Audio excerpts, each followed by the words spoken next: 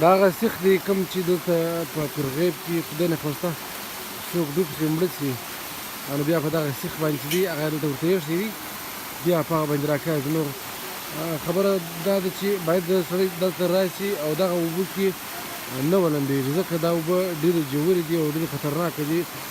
که درته وایم چې دلته په څو کسان دې اوبه وژلي دي نو بیا هم دغه باوجود زموږ خلک راشي هغه دلته لمبېږي. دې څخه لوړې اوبه شته هغه هم صفا هم دي او انسان په شکل کې لمبېدلی هم شي.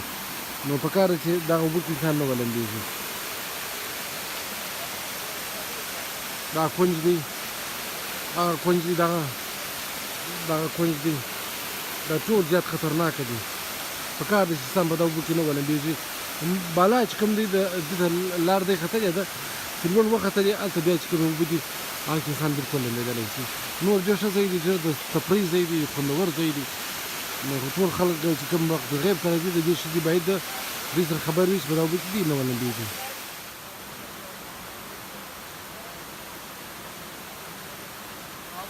हम अपनी जगह से अगर चाहे तो हम जैसे जो सफाई ये चीज़ हम कर सकते हैं, लेकिन अगर देखा जाए तो रोड साफ होता है नहाल में तो आपने रोड देखा था तो हम गाड़ी में आ रहा था तो किस तरह था तो ये तो मोटरसाइकिल का रास्ता भी गाड़ी जा रहा है।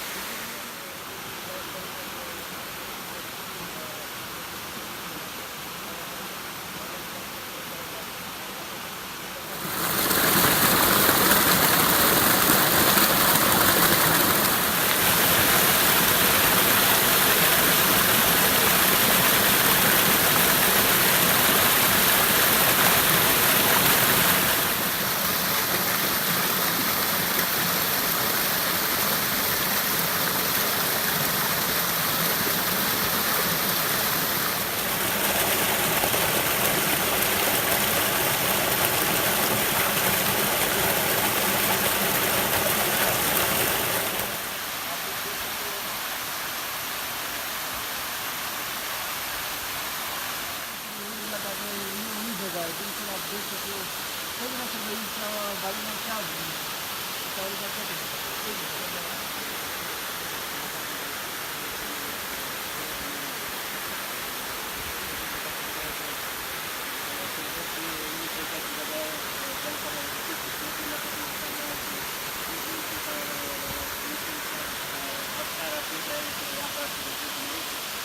کتونکو السلام علیکم زه حبیب الله ډیمسي ستاسو په خدمت کې حاضر یم.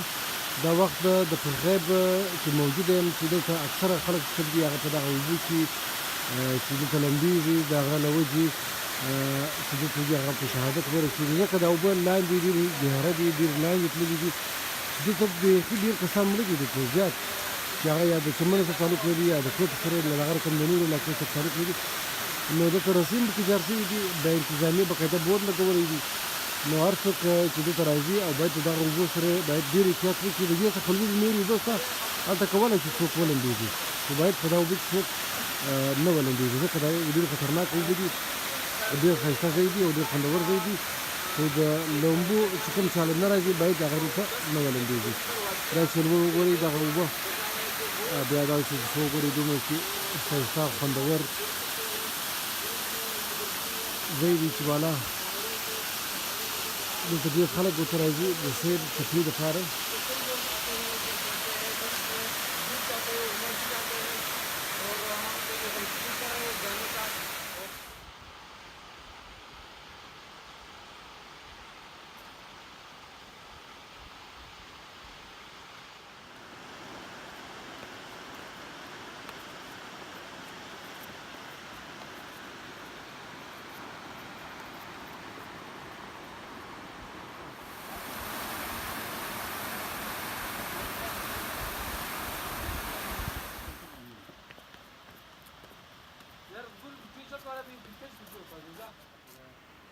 د سرار څه ضرورت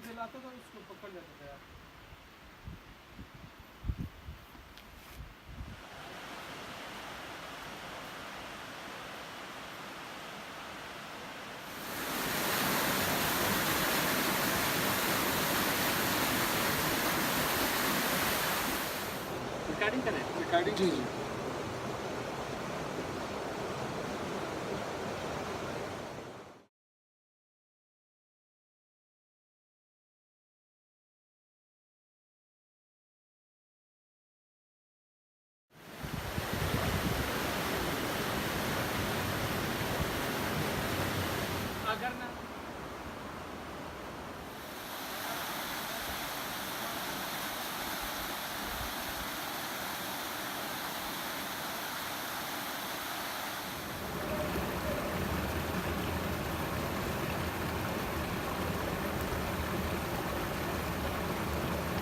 ځای کتل کیمرې سي